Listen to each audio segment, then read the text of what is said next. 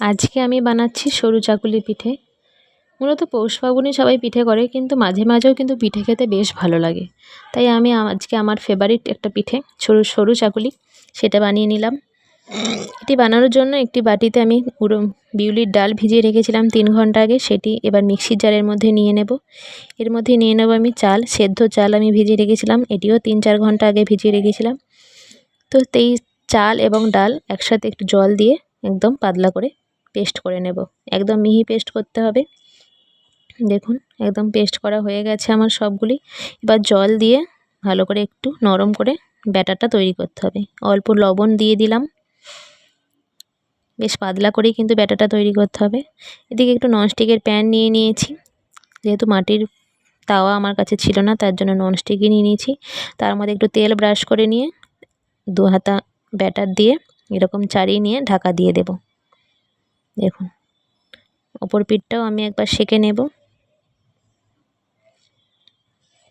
হয়ে গেছে, এবার এটিকে তুলে নেব।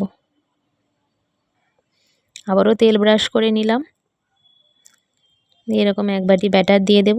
এদিকে এরকম তাওয়াটা ধরে উল্টে হেলিয়ে চাড়িয়ে দিতে হবে।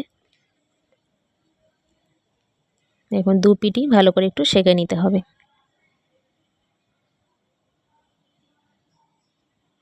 আবারও দেখাচ্ছি একবার করে। আপনাদের কেমন এই পিঠেটা খেতে লাগে অবশ্যই জানাবেন কিন্তু। দেখুন বেশ ভালো করেই কিন্তু শাঁকা হচ্ছে পিঠেটা আমার। পৌষ পার্বণ ছাড়া আপনারা আর পিঠে বানান নাকি সেটিও অবশ্যই বলবেন।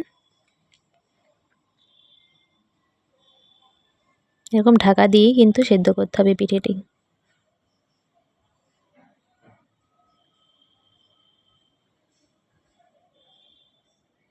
দেখুন একদম রেডি, আমার সব পিঠেই কিন্তু রেডি হয়ে গেছে।